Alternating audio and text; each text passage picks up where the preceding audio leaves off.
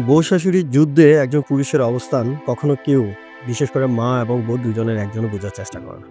কতটা ক্লান্ত একজন পুরুষ মা আর বউয়ের যুদ্ধে তা তাদেরকে কে বুঝাবে, কিভাবে বুঝাবে?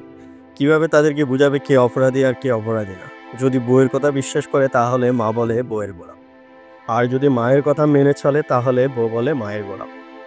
কিন্তু তাদের দুজনের একজনও এটা বুঝার চেষ্টা করে না তারা দুজনই একজন পুরুষের জন্য কতটা জরুরি। কারণ একজন পুরুষের জীবন তো অন্যজন পুরুষকে জীবন দান করেছে।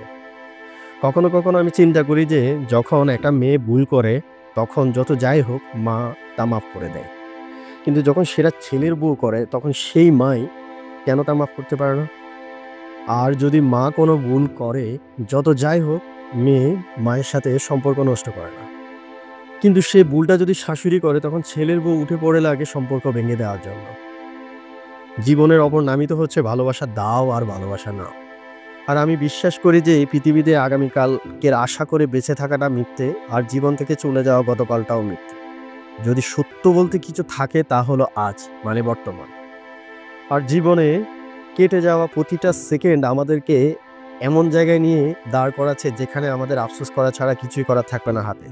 আর সেখানে আমাদের মা, বাপ, ভাই, বোন ঠিকই থাকবে, কিন্তু সবকিছু স্মৃতির পাতা।